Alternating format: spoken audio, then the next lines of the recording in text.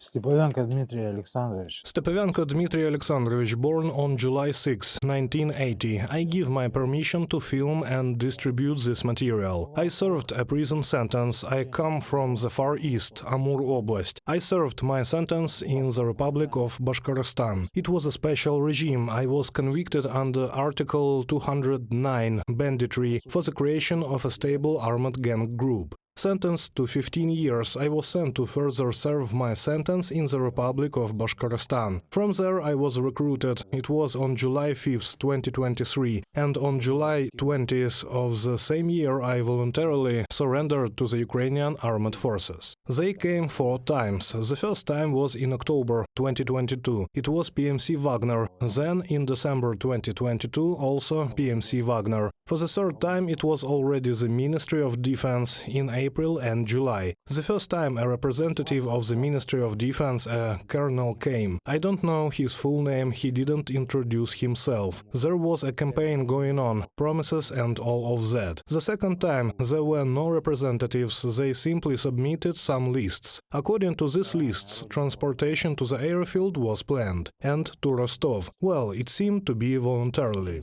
The lists were submitted by the head of the detachment, and according to these lists, the transportation was already planned. My motivation was simple: to leave the territory of the Russian Federation and the institution in which I was located, because in the early days of recruitment I never ever thought about taking up arms and going to Ukraine. Because this is my second homeland, the homeland of my father, grandfather and great-grandfather. I spent most of my childhood here. The circumstances were such that I could not handle it emotionally anymore. 9 out of 10 years in jail I spent in isolation wards, solitary cells, etc. Before I got out, they had released me into this camp so that I would not go completely crazy. So it was those circumstances that affected me, that kind of psychological and emotional pressure. No, they didn't beat prisoners with sticks there, but the administration and assistants created such conditions that it was already unbearable for those people who had been there for a long time. I had to take such an extraordinary step just in order to leave this territory, enroll in this Ministry of Defense, arrive on the territory of Ukraine and, according to my own goals, surrender at the first opportunity. The whole thing was simple. According to the lists, a total of 207 people were gathered from the Republic and were taken either to the airport or the airfield of the city of Ufa, where they were sent, if my observations were correct, to Rostov. 70 people were separated from the others. According to my assumptions, it was those from the Ministry of Defense. 130 of us were loaded into KAMAZ trucks, and we drove for about 5 hours and arrived at the camp.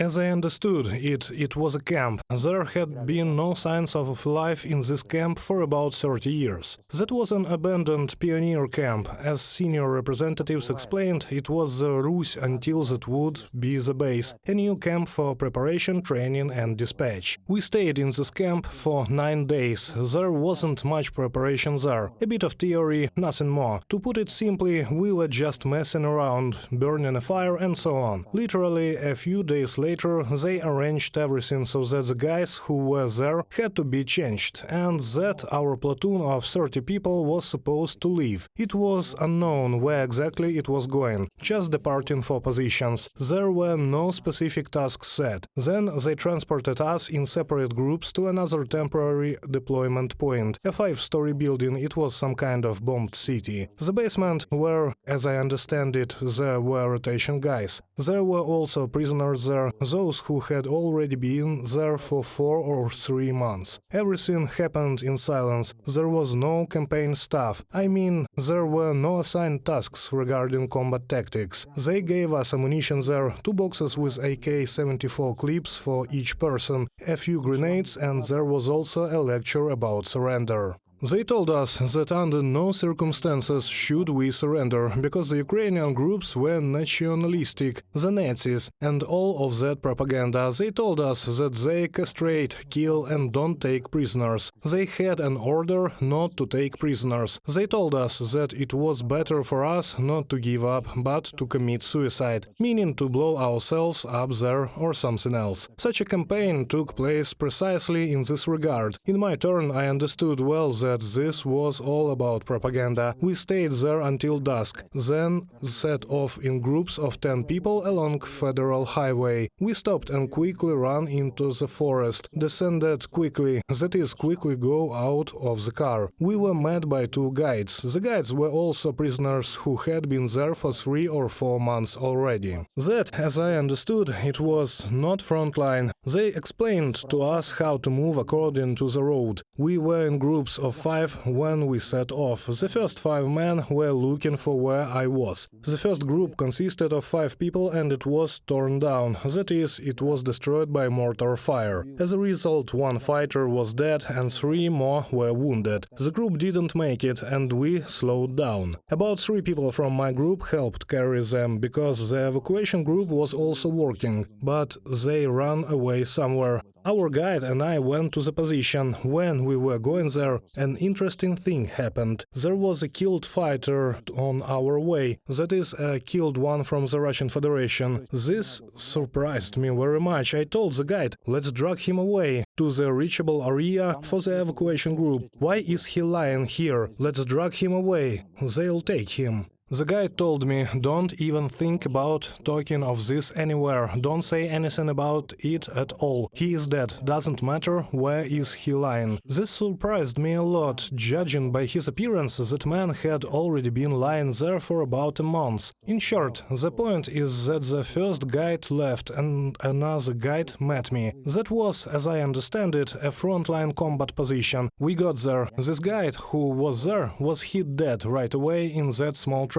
The positions were about 2 pits. When we entered that pit, he was immediately hit dead by a piece of shrapnel, and I experienced concussion. Also, there was a small shrapnel wound, but the concussion was heavy. As for my surrendering goal, I wasn't able to leave. Next time I had a concussion again. Within an hour, it happened twice. I could not determine where the artillery fire was coming from, where exactly the Ukrainian armed forces were located, and where I needed to go. It turned out that I got lost, went in the wrong direction, and came out into the Irbis fortification. That was the Irbis unit, part of PMC Redut, where I was immediately announced to be a soldier who refused to fight. That I allegedly abandoned the position. Although, in this case, I didn't think, I didn't understand. I was just walking, but I had to go. I was walking, thinking that I was walking in the right direction, but that's not the main point. So they took me to a trench, started beating me, so in short I was waiting for execution, to get shot. Yes, they have rough rules there for those who will leave their positions, so I was waiting for my execution. I was waiting for it for about 2 or 3 hours. There was such a mess there. In short, the bottom line was that some kind of commander arrived and said to others that there is no need to shoot me down, I should be sent to assault. The first recon by fire,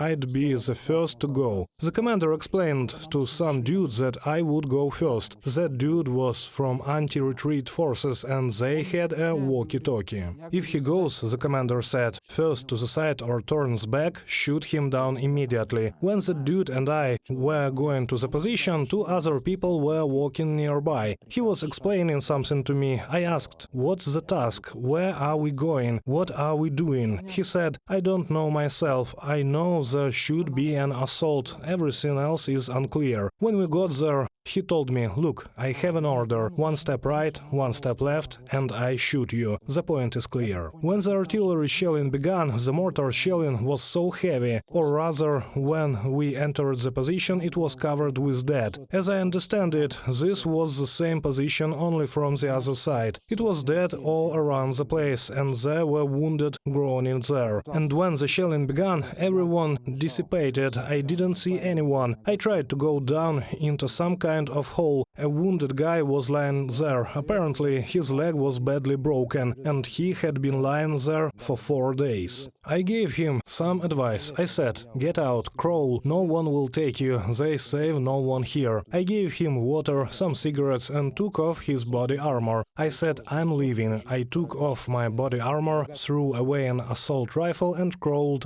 under the elm. There were some fallen trees there and dead bodies, so I crawled under those trees and under dead bodies. I could not determine where the shelling was coming from and where exactly I needed to move. As I understood, it came from all directions. I think the Russians were shelling our positions too. I lay there for about 3 days. Then I determined where I needed to go. I had a white bandage, a regular medical bandage. I left it in my pocket on purpose. I wrapped my hand in it and walked across the field. The field was about 400 meters long. I went to a position I didn't know where it was, but assumed that the Ukrainian armed forces were there. I got there. There were trees and dense vegetation there. Let's say it was a forest. I stayed there for about half an hour and heard some voices and someone walking. I thought those were Russian positions again, but understood from the Ukrainian dialect that it was the Ukrainian armed forces. I identified myself and surrendered to them. It was the 225th Assault Brigade or Battalion. They provided good medical care there because I was covered in bruises after the beating. I had another shrapnel wound and other minor things.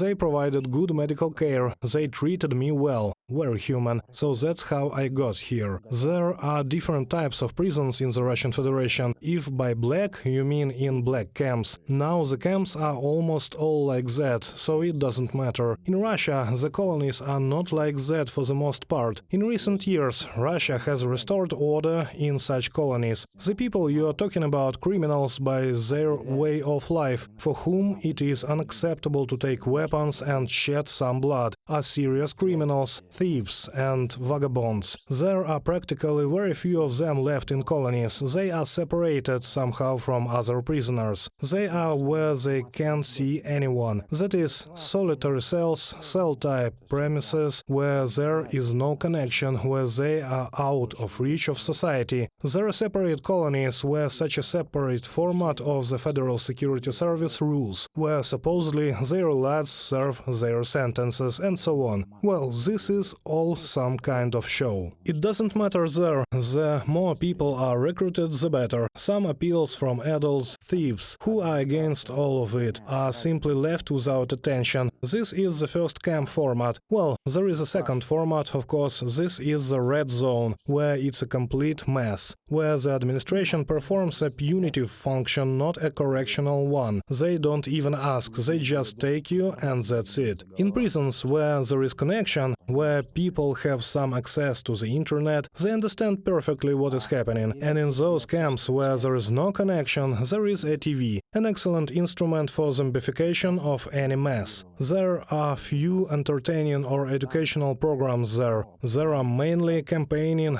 and propaganda going on there. The programs are made up. I think that even a semi-sane person watching this kind of TV for a long time will believe in the distortion of the present. That is a kind of zombification. In those camps where there is connection, where people can be in touch with someone, very few of them go to war from there, because they understand everything. Well, in recent years in Russia they have made it so that not everyone has a connection. A special group of people that keeps order in the jail has got a connection. Those people do have it, but the majority don't. There are few camps where connection is available to the majority of the people, where a few men can come, turn on their phones and browse some news. In practice, this no longer exists, because everything comes down to the fact that the internet is now needed, but this is all done on purpose. We understand everything, we know. Just the point of your question and my main answer to it is zombification. Well, I'll will add a bit more. There are many places where the circumstances force a person, even if he has at least a little bit of understanding, to simply leave his place of despair. Well, the main category of prisoners in the Russian Federation, just like the bulk of people in the streets, are people with some minimum intelligence. They can't understand. They simply don't know history, they don't know what kind of people they are, where they went. But this situation too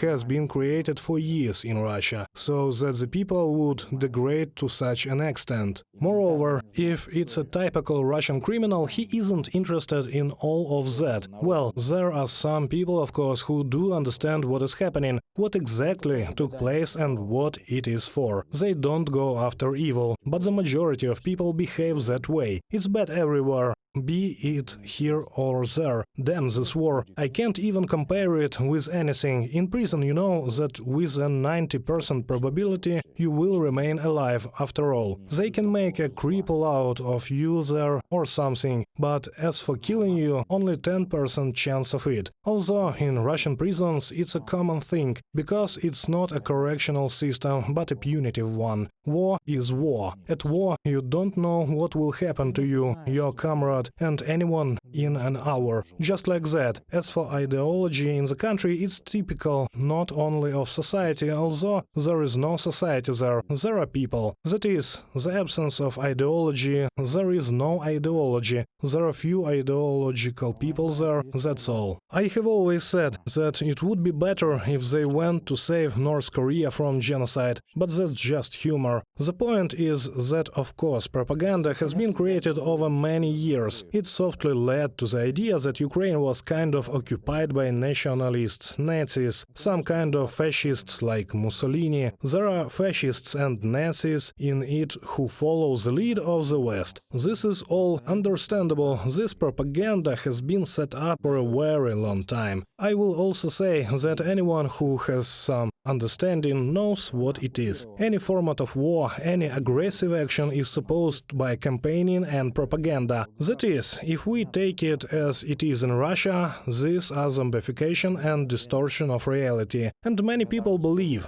that indeed Ukraine is occupied by the Nazis, the descendants of fascism and all that stuff. The opposition is only in the camps. Let me explain. The opposition in Russia has long been eradicated, because if there is a dictatorship, there is never any opposition and there will never be. What kind of opposition is there in the camps? These are people who suffer for their beliefs, for their views, for their morals. Here it is. The only opposition that doesn't welcome either the authorities, the regime, or punitive measures. In my understanding, this is the opposition that remains. The rest of the people who stay true to their beliefs, who are deeply convinced and ideological, are automatically considered foreign agents. That is, when you don't follow the lead, you don't agree. Okay, but there are no human rights there, only regime requests. But that's how it really is. So, if you don't believe it, then it means you're a foreign agent. It's as simple as that. That is, freedom of speech, the right to act, this entire format of freedom have been disabled. The format doesn't exist, and that's why there is no opposition. As for the Russian army, I think that, first of all, the army doesn't fight. Instead, marginalized sections of the population do. The army is